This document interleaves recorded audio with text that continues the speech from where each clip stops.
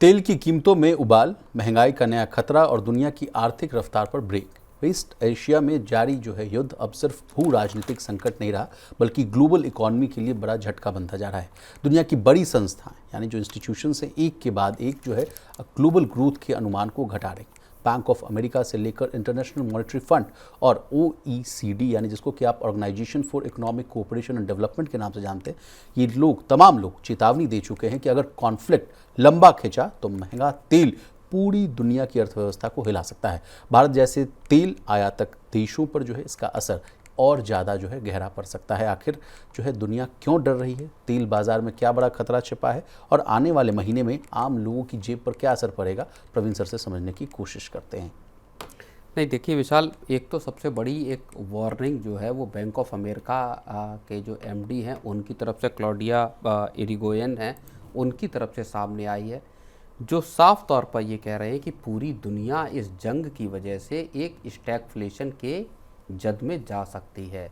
Stagflation का मतलब ये हुआ कि जब आपकी ग्रोथ सुस्त हो और महंगाई ऊंची हो, तो पूरी की पूरी दुनिया इस ऑयल क्राइसिस, इस मिडिल ईस्ट की जंग के चलते एक स्टैगफ्लेशन के दौर में जा सकती है। और उनका ये कहना है कि अब वो घड़ी निकल गई है जहाँ से कि मान लीजिए जंग रुक जाती तो तत्काल चीज़ें ठीक हो जाती।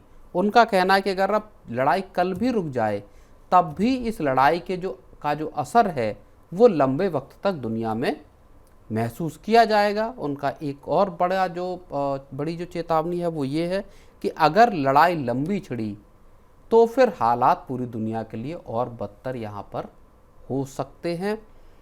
एक और जो बड़ी बात है क्रूड के प्राइसेस को लेके, वो उन्होंने ये कहा है कि अब $60-70 पर बैरल का जो क्रूड ऑयल का जो हमारा है, एक जो पीछे का हमने दौर देखा है अभी हाल के वक्त तक, वो दौर बोले हम सबको अब भूल जाना चाहिए। अब आप 90, अगर जंग रुक भी जाती है तब भी $90 से $95 पर बैरल के क्रूड के प्राइस के लिए पूरी दुनिया को अब लंबे वक्त तक तैयार रहना चाहिए।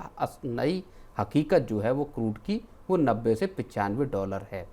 और ये जब क्राइसिस है तो ये क्राइसिस भारत जैसे जो कि पूरी तरह से इंपोर्टर हैं क्रूड ऑयल के, उनके लिए ये ज़्यादा बड़ी क्राइसिस है। भारत हो गया, यूरोपियन यूनियन हो गया, या साउथ ईस्ट एशिया के और जो देश हैं जो पूरी तरह से तेल के आयात पर डिपेंड है विशाल जी। लेकिन प्रवीण सर, IMF भी जो है वो ग्लोबल ग्रोथ का अनुमान जो है 3.3 से घटाकर 3.1 कर दिया है। OECD ने भी जो है 2026 के लिए ग्लोबल ग्रोथ का अनुमान 2.9 रखा है। UN ने भी जो है 2.5 का टारगेट रखा है सर। और बैंक ऑफ अमेरिका, जैसा आपने जिक्र किया कि 3.5 से घटाकर 3.1।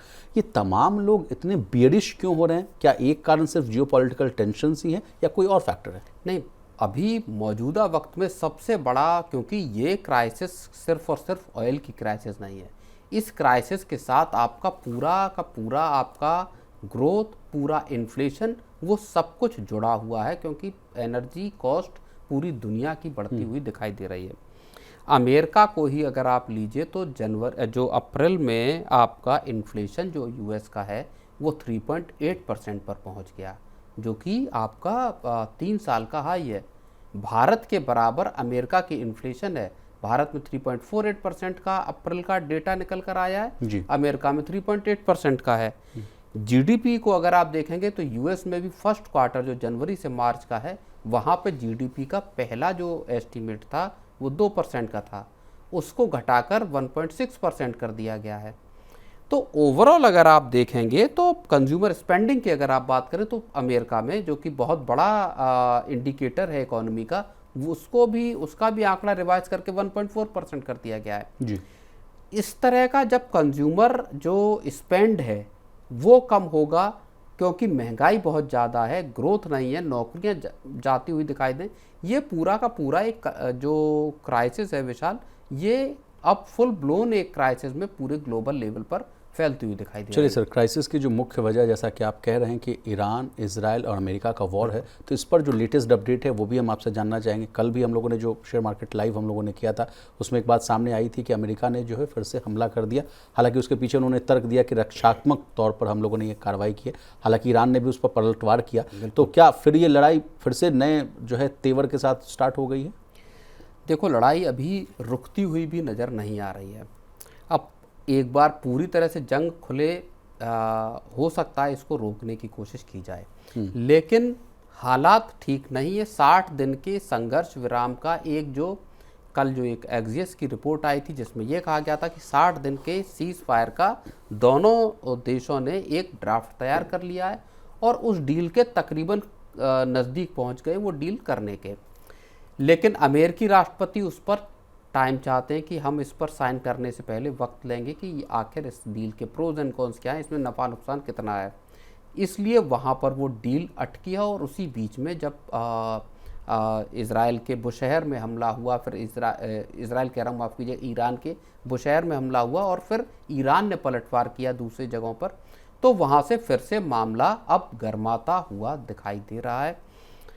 कितनी जल्दी एक डील पर दोनों देश पहुंचेंगे? जो कॉमर्स सेक्रेटरी हैं स्कॉट बेसेंट, उन्होंने कहा है कि साहब दुनिया का कोई भी देश अगर स्ट्रेट ऑफ हॉर्मुज पर टोल लगाए जाने का सपोर्ट करता है या साथ देता है ईरान का, चाहे ओमान हो, तो साफ तौर पर उस पर बड़े सैंक्शंस लगाए जाएंगे। अमेरिका ईरान को आर्थिक तौर पर चोक करने की यहाँ पर कोशिश भी कर रहा है और इसको लेके एक बहुत बड़ी रिपोर्ट भी विशाल आई है जी। वॉल स्ट्रीट जर्नल की रिपोर्ट एक आई है, वो ये कहती है कि ईरान आखिर जिस तरह की पाबंदियां हैं, अब ईरान के पास अपना जो क्रूड जो उत्पादन हो रहा है उसको रखने के लिए जगह नहीं है और ऐसे में माना यह जा रहा है कि ईरान को अपने कई जो ऑयल वेल हैं, जो कुएं हैं, जो रिग्स हैं, उनको बंद करना पड़ सकता है।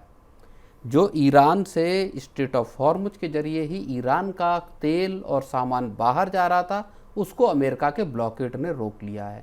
तो ईरान की इकॉनमी अब मुश्किल दौर में आ गई, जहां पे ईरान भी इस बात को मेजर कर रहा है कि कितनी देर तक वो इस सब लड़ाई में टिक सकता है या कब उसको इस डील को स्वीकार कर लेना तो सर चाहिए। क्या चीन मदद नहीं कर रहा है? क्या चीन की, पहले तो ईरान साहब कह रहे थे कि भाई अब चाइना की जो करेंसी युआन उसी में हम डील करेंगे, तो क्या ये नहीं खरीद रहे हैं क्या? नहीं, लेकिन ये हो सकता तब भी है खप कि नहीं पा रहा है। कितना, हाँ, कितना ऑयल ईरान से चीन जा पा रहा होगा, क्योंकि संभवतः जो एक ट्रेन के जरिए जाने का रास्ता है उसके जरिए कितना आप तेल भेज पाएंगे, क्योंकि अधिकतर जो सप्लाई है ऑयल की वो स्ट्रेट ऑफ हॉर्मुज के जरिए ही है। चलिए सर, अब इस कहानी में आ रहा है crude oil. Sir crude oil को लेकर अब भारतीय परिप्रेक्ष्य में क्या स्थितियां बदलेंगी वो भी समझ लेते हैं। सर क्रूड ऑयल को लेकर भी कई रिपोर्ट्स हैं, कहा जा रहा है कि अगर $100 प्रति बैरल के ऊपर रहेगा तो उससे कहीं ना कहीं सबसे ज़्यादा चोट जो है रुपए को पड़ेगा।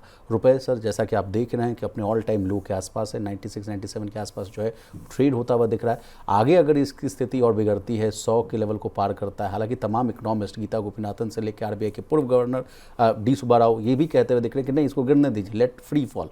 पूरी कहानी को समझाइए, crude oil, rupee and devaluation. नहीं, बिल्कुल, देखिए कई और जो रिपोर्ट्स हैं उसमें ये कहा गया है कि अगर क्रूड $100 के ऊपर टिका रहा तो रुपया जो है वो 102 के लेवल पर पहुंच जाएगा। तो रुपए को की कमजोरी को लेके हालांकि RBI बेच रहा है, लेकिन अरविंद पनगड़िया हो चाहे बाकी के जो दूसरे जानकार हैं, उनका यही मानना है कि साहब ये आपके लिए लॉन्ग टर्म में आपको फ़ायदा दे सकता है। अभी आप रुपए की गिरावट की चिंता न करें भारत और RBI, और कोशिश इस बात की करें कि इकोनॉमी टिकी रहे, जॉब्स बनी रहें, महंगाई कंट्रोल में रहे। ये ज़्यादा, इनको फिक्स करना ज़्यादा ज़रूरी है, बजाय इसके कि आप रुपए को संभालने के लिए बेतहाशा जो है वो डॉलर्स की बिकवाली करें। जी सर, एक सवाल मेरे मन में आ रहा है ये कि चाइना ने भी हूबहू ऐसा ही करने की कोशिश की थी, अपने करेंसी को जो है बहुत जो है नीचे गिराने की कोशिश की थी, लेकिन वो एक्सपोर्टर कंट्री था, इसलिए उसने उस चीज़ का फ़ायदा उठाया।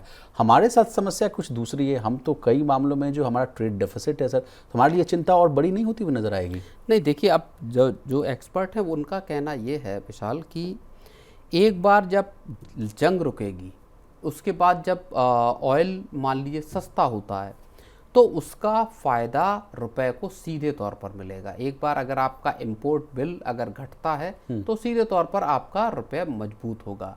अभी आपको अपना फॉरेक्स रिजर्व प्रिजर्व करने की ज़रूरत है, एक चीज़। दूसरी चीज़, क्रूड का इंपोर्ट भारत और दूसरे जरियों से भी रोक सकता है। मसलन सरकार अब E25 को स्टैंडर्ड वेरिएंट के तौर पर लाने का मन बना चुकी है, ऐसी रिपोर्ट्स आ रही हैं। E20 नहीं, E25 भारत में चलाने के लिए, और अगले 2 से 3 साल के भीतर इसको पूरी तरह से इस्टेब्लिश करने की बात है।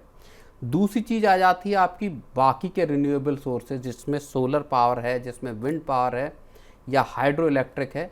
इनके ज़रिए आपका जो है वो एनर्जी को जो घरों में मान लीजिए बिजली है या बाकी चीज़ें या गाड़ियों के लिए जो ज़रूरत है उसके लिए आप बिजली के से चलने वाली गाड़ियाँ, तो इस तरह से सरकार जो है वो इंपोर्ट पर रिलायंस जो है अपना वो कम करना चाहती है। और जब ये होगा तो आपका रुपया जो है ऑटोमेटिक सुधरता हुआ दिखाई देगा।